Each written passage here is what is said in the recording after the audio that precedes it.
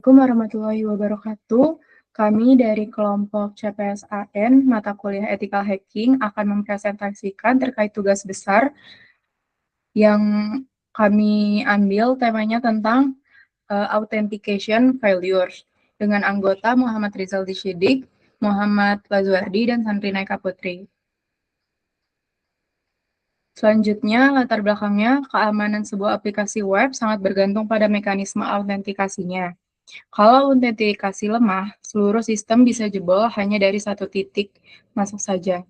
WhatsApp sendiri menempatkan masalah ini di posisi A07 2021 yang mencakup berbagai kelemahan seperti kata sandi tanpa aturan ketat, tidak adanya proteksi brute force, sampai sesi yang tidak diinvalidasi setelah logout. Kasus nyatanya pun sudah terjadi, LinkedIn dan Dropbox pernah kehilangan jutaan data akun lewat serangan credential stuffing. Bahkan ada kasus di mana penyerang bisa masuk ke akun admin hanya karena token sesi tidak dikelola dengan benar, tanpa perlu tahu kata sandi sama sekali. Karena itu, laporan ini menguji langsung kerentanan tersebut menggunakan DVWA dan WhatsApp JUSOP yang dijalankan secara lokal, agar semua simulasi serangan dilakukan dengan aman tanpa menyerang sistem milik orang lain. Adapun tujuan dari laporan ini ada 5. Yang pertama itu memahami konsep kerentanan A07 berdasarkan WhatsApp Top 10 2021. Yang kedua, mengidentifikasi celah pada mekanisme autentikasi dan manajemen sesi melalui pengujian langsung di DVWA. Ketiga itu mendemonstrasikan 6 skenario serangan menggunakan Burp Suite di lingkungan virtual Kali Linux. Lalu yang keempat, menganalisis dampaknya terhadap Chia Triad. Dan kelima, menyusun rekomendasi mitigasi untuk mencegah authentication failure. Untuk perangkat yang kami gunakan, pengujian dilakukan di laptop dengan sistem operasi Kali Linux yang dijalankan secara virtual menggunakan VirtualBox. Aplikasi targetnya itu ada di VWA atau Dem Vulnerable Web Application yang menjadi target utama seluruh skenario di pengujian kami.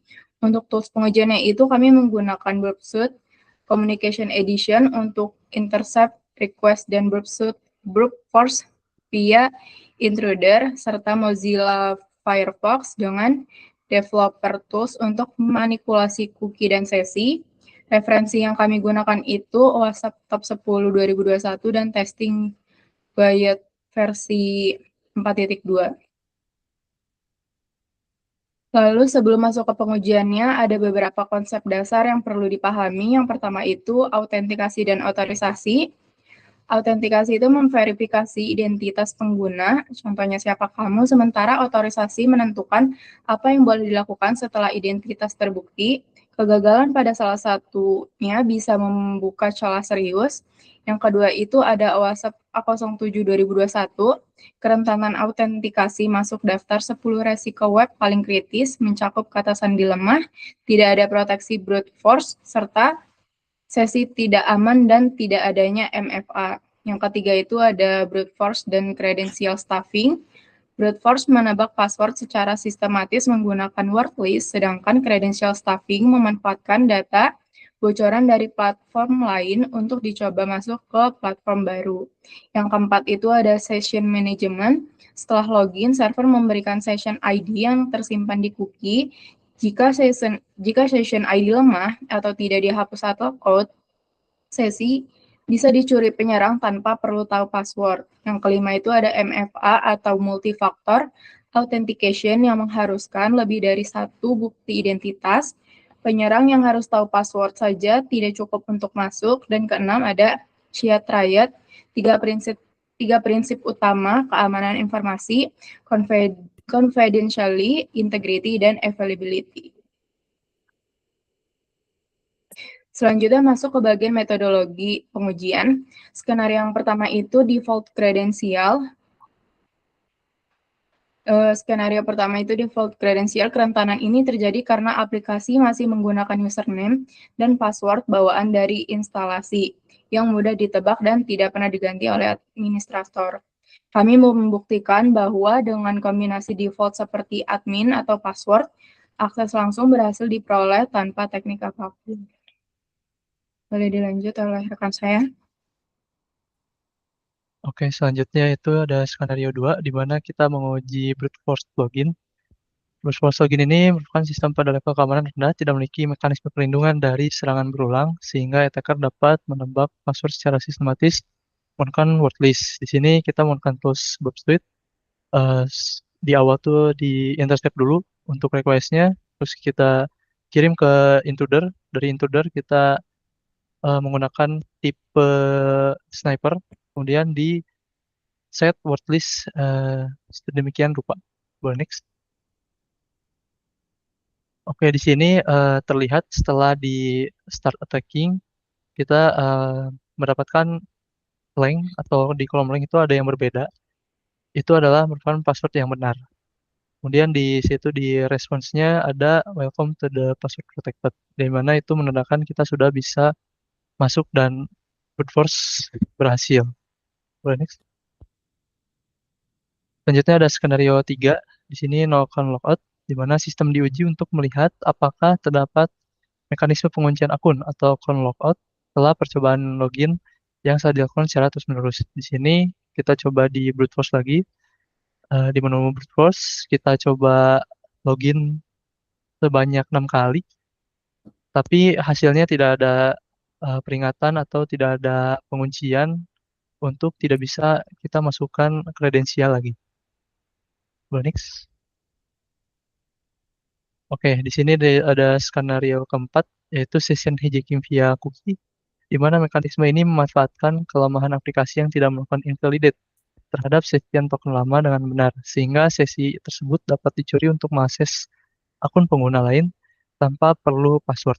Jadi, eh, kita eh, cari cookie-nya tuh melalui DevTools, merupakan bawaan dari browsernya. Nah, kita masuk ke menu cookies, kemudian cari namanya tuh PHP eh, se- sekian lah. Kemudian di situ ada value-nya, eh, di mana kita awalnya sudah login dulu, kita ambil cookie yang sudah login kita itu, kemudian kita coba tes di incognito tab baru, kita coba eh, tidak perlu login, tapi langsung buka menu cookies di DevTools-nya. Kita coba diganti atau diubah si value cookies-nya menggunakan cookies yang sudah tadi login. Dan hasilnya, boleh next, kita dapat login tanpa harus menggunakan kredensial yang sudah ada gitu. Kita bisa bypass itu. Oke, boleh next. Kemudian di sini ada skenario 5 atau insecure password change, di mana fitur ubah password di DVWA tidak diaplikasikan dengan aman karena tidak melakukan verifikasi password lama dari pengguna. Di sini kita tes untuk change password admin. Kita coba uh, masukkan password baru dan itu langsung mengubah password adminnya tanpa memerlukan verifikasi atau current password atau password yang sudah ada gitu. Jadi kita bisa bypass itu semua dan misal kita udah masuk ke sesi ini melalui cookies tadi, kita bisa langsung mengubah password admin dan kita bisa uh, me- mengacak-acak lah istilahnya untuk website DVW ini. Oke, next. Nah, ini buktinya bahwa kita bisa login menggunakan password yang kita sudah masukkan tadi tanpa verifikasi. Oke, boleh next dengan teman saya. Oke, selanjutnya ada skenario 6.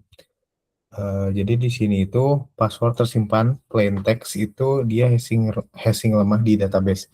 Jadi DPWA pada konfigurasi awal menyimpan password di dalam basis datanya bukan dengan metode yang kuat, melainkan hanya dengan menggunakan fungsi hash MD5 tanpa salt.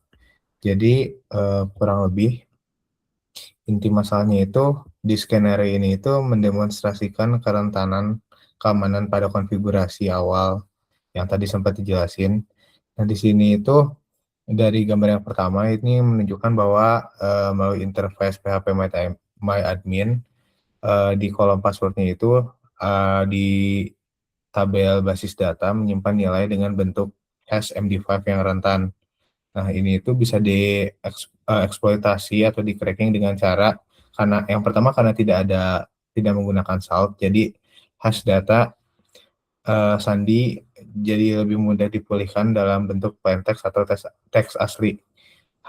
Di gambar itu menunjukkan bahwa penggunaan alat kayak free password atau free password hashcracker yang bisa diakses secara online itu bisa menjadi media untuk mengubah hash MD5 tadi menjadi kata sandi asli. Kalau di sini itu contohnya itu outputnya itu jadinya Charlie. Nah, selain itu eh, untuk di sini di gambar yang ketiga itu di yang paling bawah kita dapat ngesimpulin bahwa penggunaan fungsi hash yang udah lama lah kayak MD5 dan nggak ada salt itu ngebikin gampang mudah untuk hashnya diubah menjadi plain text atau kata sandi aslinya. Oke, next. Nah, dari hasil pengujian kita bisa simpulin. Yang pertama ada dari default credential itu ada dampak yang pertamanya itu dia akun bisa langsung diambil tanpa perlu teknik hacking apapun.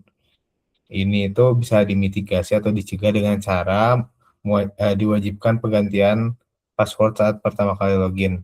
Ini itu hal yang umum lah karena bahkan untuk di Telkom sendiri kayak akun buat praktikum kan itu hal yang sama ya. Kebanyakan orang juga nggak ganti gitu, masih pakai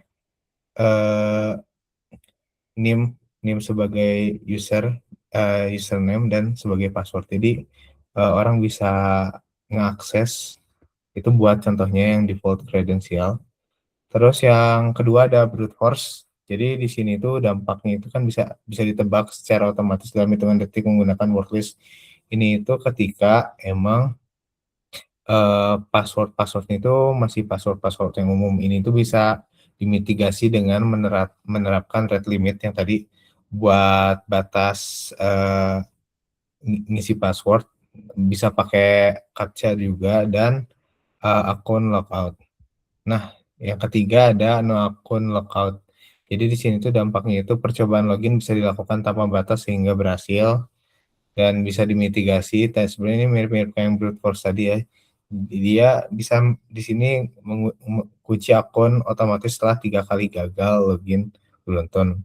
Nah, bedanya sama yang mitigasi brute force tadi, kalau brute force tadi itu limit kita ngisi password. Kalau misalkan yang di no account logout itu akunnya dikunci ketika ada gagal beruntun gitu. Nah, yang keempat ada session hijacking, hijack. Jadi di sini itu dampaknya itu sesi bisa dibajak tanpa perlu tahu password korban. Di sini itu bisa dimitigasi dengan cara ditambahkan tag HTTP only, secure, dan session expire pada cookie. Nah, yang kelima ada insecure password change.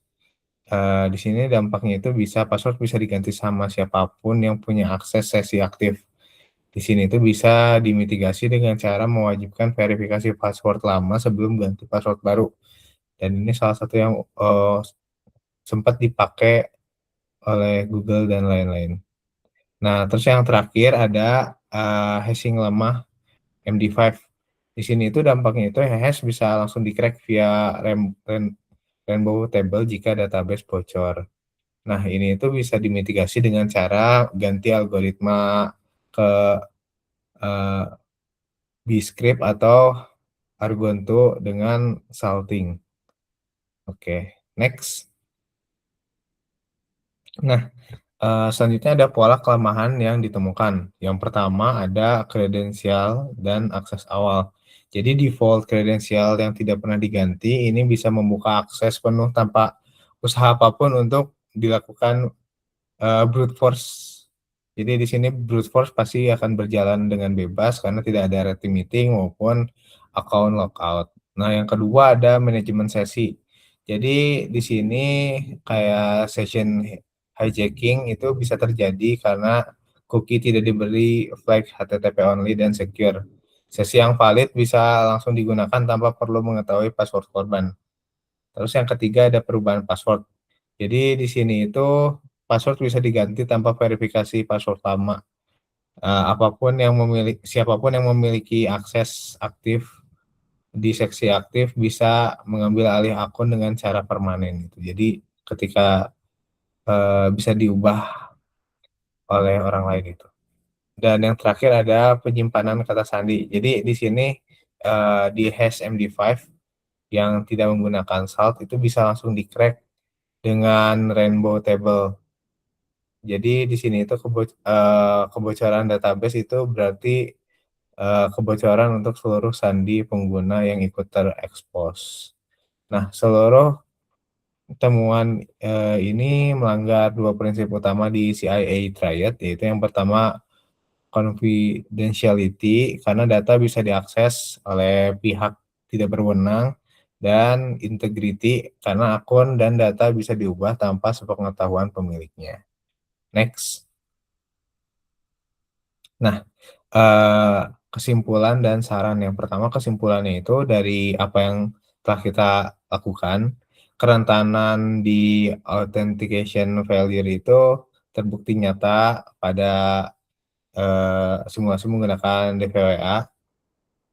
Absennya fitur dasar seperti akun logout, manajemen sesi, penggunaan MD5 tanpa salt sebagai algoritma hashing menjadi celah yang mudah dieksploitasi. Dan seluruh temuan yang bermuara pada pelanggaran prinsip dari CIA Triad.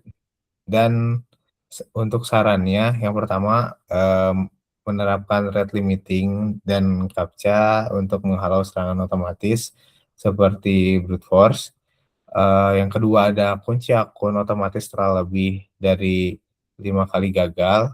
Ini untuk account logout.